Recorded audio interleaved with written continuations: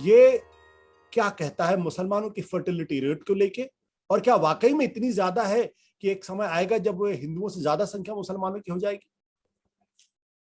देखिए, ये national family health survey पांचवा ये आया है। 1992-93 में पहला आया था, उसके बाद से 4 आए थे और अब पांचवा आया है, जिसके मुताबिक मुसलमानों की जो पॉपुलेशन के जो इंक्रीज की रेट है वो सबसे तेजी से गिरा है। और इससे एक और भी जो पांचों सर्वे को देख के ये भी इंटरेस्टिंग बात निकल के आई कि जनरल इंप्रेशन जो क्रिएट किया गया था, जो 30-40 साल से किया जा रहा है कि अगर हिंदू फैमिली के 2 बच्चे हैं तो मुसलमान के 5, 8, 10 बच्चे हैं, 10 बच्चे होते हैं। जबकि इस सर्वे ने दिखाया कि कभी भी एक बच्चे से ज्यादा का गैप नहीं था।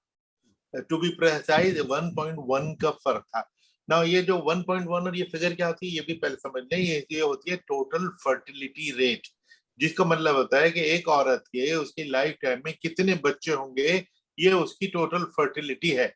और अब जो सर्वे आया है उसके मुताबिक एवरेज हिंदुस्तान भर की 2 की फर्टिलिटी आई है कि एक एवरेज औरत के हिंदुस्तान में 2 बच्चे होंगे।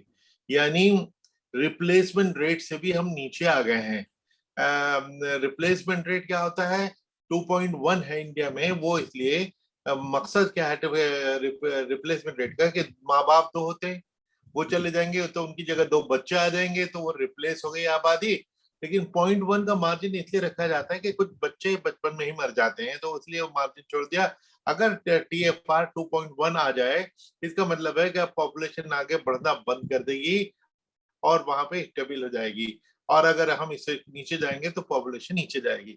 इसमें हम देख रहे हैं कि एक तो गैप TFR का कभी भी 1 से ज्यादा नहीं था। वो 5 साल पहले NFHS में 0.48 यानी आधे से कम हो गया, और अब 0.36 यानी 1/3 रह गया, या 1 का 1/3 रह गया। ये तो सिर्फ 1/3 बच्चा वहां लगे, और सुनने में ऑकवर्ड लगता है ये, पर स्टेटिस्टिकली तो यही है कि सिर्फ 0.36 का गैप रह गया। तो दो चीजें मान के हम चलते हैं कि मुसलमानों में फैमिली प्लानिंग सबसे कम है, लेकिन बहुत तेजी से वो कैचअप कर रहे हैं, जिस वजह से वो गैप 1 से घट के 0.3 पे आ गया।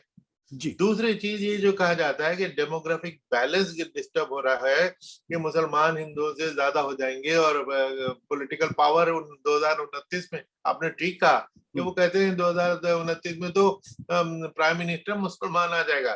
तो ये कहाँ से इनके पास ये फिगर आई? ये तो इनके पास होगी।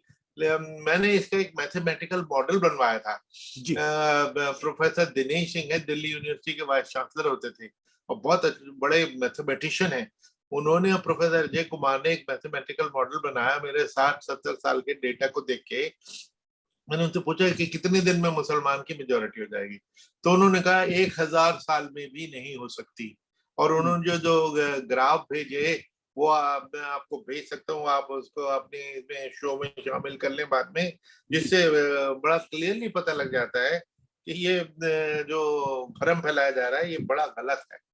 आप ये देखेंगे, ये है, ये नीचे वाली लाइन मुसलमानों की ग्रोथ है, ये ऊपर वाली लाइन हिंदुओं की ग्रोथ है। तो ये गैप कम हो रहा है कि बढ़ रहा है?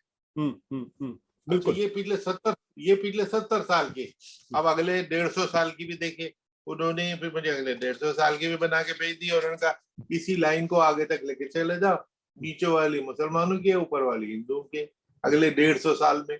तो कहाँ से मुसलमान कैप्चर करने जा रहा है? ये झूठ की भी एक लिमिट होती है, और खूब दबा के बोल रहे हैं और बहुत लोगों को इस पे विश्वास होने लग गया है। तो इसलिए इसको हमें डिस्पेल करने की बहुत जरूरत है। बिल्कुल।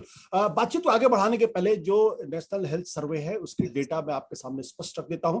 जो टोटल फर्टिलिटी रेट है जिस पर अभी कुरैशी साहब ने इशारा किया है, वो मुसलमानों में पिछले 5 साल में 2015-16 की तुलना में पहले 2.6 थी, अब वो घटकर 2.3% हो गई है।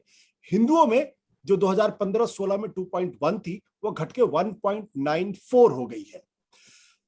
ये बात सही है कि 1992 और 1993 में ये ज्यादा थी, लेकिन हिंदुओं में भी ज्यादा थी और मुसलमानों में भी ज्यादा थी। 1992-93 में मुसलमानों में TFR 4.4% था, हिंदुओं में 3.3% था। यानी अगर हम ये देखें कि मुसलमानों के अंदर जो फर्टिलिटी रेट है उस पर गिरावट कितनी है, तो ये डेटा साफ तौर पे कहता है कि मुसलमानों में बाकी सारे धर्मों की तुलना में सबसे ज्यादा गिरावट है। ये गिरावट कितने परसेंट है? 46.5% है। हिंदुओं में 41.2% है। अगर 1992-93 के डेटा की तुलना हम 2019 और 2021 के संदर्भ में अगर करें तो बात बिल्कुल स्पष्ट हो जाती है। सत्य हिंदी का ऐप डाउनलोड करें गूगल प्ले स्टोर पर।